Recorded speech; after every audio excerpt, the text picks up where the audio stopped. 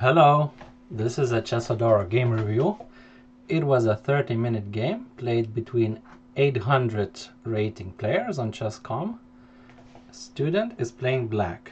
e4, e5, open game, c4, very strange move, but it's kind of a transposition from the English opening. Let me show you. White could have started with c4, e5, and then e4. It's kind of a weird English. Maybe White is intending this so-called Botvinnik setup, something like this. So I'm not expecting for this kind of level to know this opening, but for me, on general principles, this is already a very strange move. For this level, you should be White should develop the pieces, yeah, instead. And another downside of this move is it weakens the d4 square. So yeah, d4, why is it a weak square? Because it can no longer be protected by other pawns, yeah, and we can use it with our own pieces as black, yeah. So knight f6. You could also start with knight c6 and immediately go for this weakened square. Knight f6, d3, yeah, another pawn move. You see White is not developing any piece at the moment. So they're kind of ignoring three golden principles, yeah? Well, at least one of them, yeah? They actually put some pawns in the center, but they're totally ignoring their development. Bishop c5, h3. Okay, h3 is another slow move, yeah? This bunny ears, yeah? They might have been scared of this knight g4 idea, yeah? They might have seen this motive, yeah, you go after this. So they're kind of preventing it, but they should have developed the pieces instead. Something like this. Yeah, now they can do this knight f3 because we no longer have this attack. They castled, yeah, and it's not favorable to trade two pieces so early on, yeah, for rook and pawn. Okay, so back to h3. You played d6. So far you are playing very good. You're developing pieces. Yeah, put the bishop outside pawn chain. Open this bishop. Let's bring the knight out. Let's castle. Yeah, all according to golden principles of opening. Yeah, a fast and effective development. Knight c3. Finally, White developed a first piece. Yeah, and now you, I think, played a bit of a suspicious move. Bishop d4. So you're moving the same piece twice. I get your idea. You want to maybe double the pawns, yeah, but it takes, you see, it takes two moves to do that, while in the meantime you could have just developed. So, and I wouldn't want to give this powerful bishop, yeah, for this knight we just developed. So I would play first maybe knight c6, then just castle and try to bring all your pieces into the game, yeah, and try to do something later, yeah, improve the pieces or go already for some aggressive moves. So bishop d4 is suspicious move in my opinion, because you wasted too much time and this trade didn't achieve much. Okay, you double the pawns, but they are in the one big island of pawns, yeah, so they are in one full chain, so they are not actually weak, yeah. If opponent later pushes some pawn, then they might become weak, which actually happened in the game. So let's see. Okay, you developed another piece. Okay, move. Bishop e2. Yeah, you're both finishing now the development, castling, and he played bishop g5, pinning your knight. So you have to unpin, yeah, h6. And now opponent was at this level, yeah, they usually just take without any thought. So he just took the knight, but this was a dubious move, yeah. Much better idea for him is just to maintain the pin. Yeah, and now actually we have to be careful not to go g5, because that move will run into a typical sacrifice. Knight takes g5, hg, bishop g5, and White's intention is f4 to open the rook and then win this knight through the pin. Yeah, so sample line. Yeah, what could happen now? We really have to move the knight, and I think White is winning because our king is just wide open here. So instead of g5, we need to the spin is very annoying, yeah, but we can maybe break it by offering him, yeah, to take double the pawns, but we can defend the king because we have these two pieces here. But still, the game would be kind of messy if they go, for example, knight h4 immediately and f4, yeah, like this. King might still be in a bit of a danger. So yeah, that was the best option for him. Maintain the pin, yeah, don't release, don't trade if the trade is not beneficial to you, yeah, that's the motto. And same thing happened to you, yeah, you put the bishop here and traded, but I don't think this was a kind of profitable trade, yeah, you actually didn't achieve much with this bishop trade. So same with white here, yeah, he traded the bishop, and now a3 move. I really don't understand what this move is doing. Seems like white is just waiting for your move, yeah, he's just making a pass, yeah, because I don't understand what this move is he protecting the square somehow? What is this move doing even? So a6, you kind of waited as well, but I think instead of waiting we could remaneuver the piece, yeah. So when we finish development, yeah, we connect the rooks. So rooks we are not sure, yeah, where they go, because we don't have any open lines yet. So we might think which piece is standing not so great, yeah. Queen is okay, bishop is okay. I think this knight is actually could be improved, let's say, to this square, because typical pattern, yeah, this pawn is 2 squares from the knight. So this pawn is limiting the knight, yeah. So for example, knight e7 is a nice idea. Let's say they go here, we just defend the pawn. Yeah, this structure is kind of fixed here. And we go for this f4 square. He might try to prevent it, but then we can organize another plan. Yeah, you see, we improved the knight. He wasn't doing much on c6 here, and now we are ready maybe to go f5.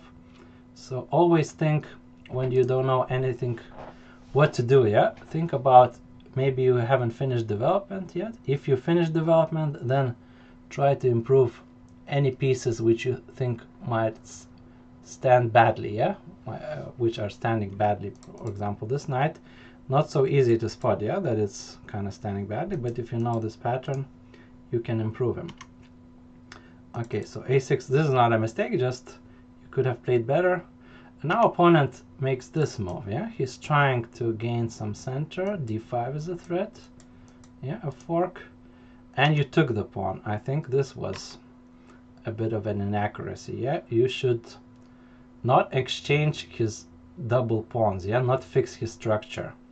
I mean, yeah, you're kind of, he's getting rid of double pawns, yeah. You took the pawn, but you see now he gained big center and his double pawns are gone. Instead, you should do, let's go after weak pawns, yeah. We talked about this, since if he pushes, suddenly these become more softer pawns, yeah, weakened pawns, and you can go instead after these guys. So for example, something like this, but we don't want to exchange. We keep on pressuring maybe this, maybe some maneuver, even queen e7, f6, queen f7, yeah, to put pressure and provoke him to close the position down, yeah. Then we gain some squares, something like this. Okay, you took the pawn, but now I think white is better, yeah. He has the center, he has more space, and he doesn't have any weaknesses at the moment. So now he went after this, but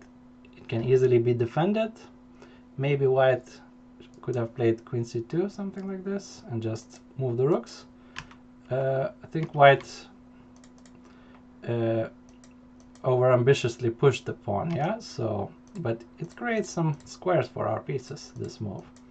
So now you could have actually used it. You played c6, which is another risky move, I would say, yeah. Why is it risky? If he takes, that's what happened in the game, suddenly your pawn on d6 is weak, yeah. So that's why it's strategically risky. So instead, I think you should just, yeah, play, improve the pieces, yeah. This rook now has a job to do, yeah. Some lines got opened, so you can already put some pressure. how is this knight gonna improve? We see a great square on c5, yeah? So example line b6 and knight is coming to c5, yeah? So you see, always think about how you can improve your pieces, yeah? Even if you're fully developed, there is always some better squares for piece usually.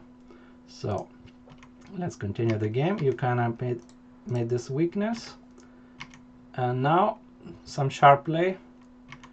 You tried to exchange some pawns. Queen came back, knight is hanging, knight came back. Okay, some more exchanges, pawns got swapped, and now you played rook c3, which was actually a bit of a tactical oversight. You should have defended rook c8. Why? Rook c3, white now missed a nice tactic. He could do this sort of blocking tactic, you see, if you play knight e5, rook is hanging. Yeah, and then you have the only move to counter-attack back his rook, in order not to lose your rook. But then white wins a pawn like this, yeah, and white is better. So this e5 was missed by white. Yeah, and you. So rook c1 he played instead, but now you kind of got exchanged everything like this, and the game should have ended in a draw. For example, white should have played something like this. You attack and now f3, and now he's not losing the rook because he has cover from check, yeah, which protects the rook. But instead white blundered badly with f3, and he missed, yeah, this simple tactic of double attack, yeah, and rook is gone. So fortunate at the end. Game should have ended in a draw. Okay, let's summarize the game. What happened? So first thing, white played opening very poorly, I would say, moving just the pawns, slowly development, but your bishop d4 idea was suspicious, yeah? Try not to move the same piece twice, yeah? Fast and effective development means you put the pieces out quickly into the game, and yeah, effective, yeah? This is the key word. Don't try to move the same piece twice, especially exchanging for no reason, yeah? This knight, well, you thought you have double pawns, yeah, but this was not a good trade for us, I would say. So moving the same piece twice. I hope you get the idea, yeah? Don't try to do it. Second thing is this undoubling of the pawns, I would say, was the key moment. Opponent tries to advance in the center and undouble the pawns, and you took it, yeah? Again, this was not favorable trade for us, yeah? White gets more from it, yeah, if we trade here. So instead of trading, just move the knight, let him block his position up, then you can maybe later attack, yeah, with this knight c5. These will be long-term weaknesses then. So don't try to fix opponent's structure, yeah, is the idea. Third thing, this rook c3 was a tactical oversight, yeah.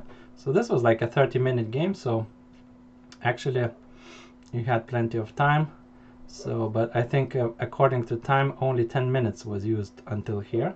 So you should maybe think a bit more if you play longer games like this. Yeah, especially if opening is not clear, yeah, you should invest more time. Unless you want maybe faster game, then play 15 plus 10, yeah, if you're thinking too fast. But 30 minutes, if you can allow it, it's a great time control to improve your thinking process. Okay, rook c3 was this, yeah, tactical oversight.